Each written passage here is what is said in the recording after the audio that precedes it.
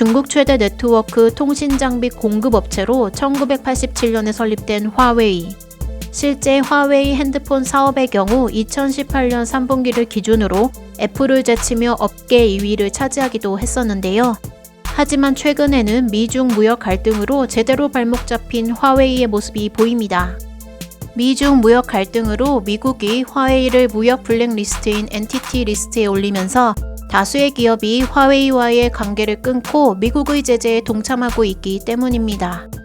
관련 업계에 따르면 화웨이는 최근 주요 공급 업체들의 부품 주문이 줄거나 취소됐다고 하며 구글, 퀄컴 또한 화웨이와의 거래를 중단했습니다.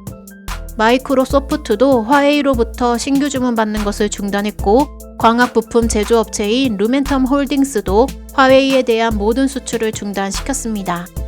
이로 인해 화웨이는 2019년 하반기 전체 스마트폰 출하량 예상치를 기존보다 20에서 30% 하향 조정했고 중국 정부는 이런 화웨이를 살리겠다며 5G 상용화 일정을 앞당겨 현재 차이나 모바일, 차이나 텔레콤, 차이나 유니콤에 각각 5G 영업 허가증을 발급했습니다.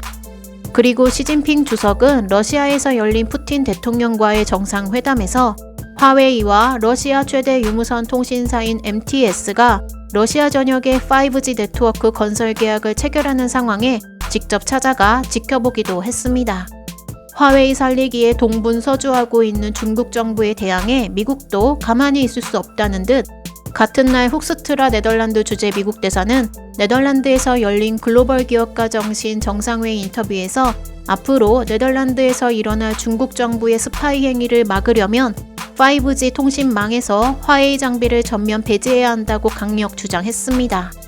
그리고 폼페이오 국무장관도 유럽 동맹국들에게 화웨이 제품을 차세대 이동통신 5G에 사용하지 말라고 거듭 촉구했으며 트럼프 대통령도 국빈 방문으로 영국에 갔을 때 화웨이의 5 사업과 관련된 모든 거래를 중단하기 바란다고 하였습니다.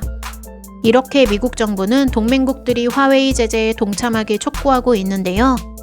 다만 독일과 영국은 화웨이 제재는 스스로 결정할 문제라며 선뜻 나서지 않고 있고 네덜란드 정부도 몇 달 내 시작되는 5G 네트워크 장비 입찰에 화웨이를 배제할지 결정하지 못한 것으로 알려지고 있습니다.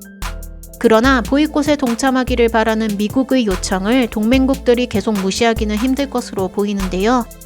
유럽 시장은 화웨이 전체 매출의 23%나 차지할 정도로 크며 2019년 유럽 스마트폰 시장에서 화웨이가 26%로 2위의 점유율을 기록했기 때문에 점점 많은 유럽 국가들이 미국의 제재에 동참하게 된다면 화웨이는 심각한 타격을 입을 것으로 전망됩니다.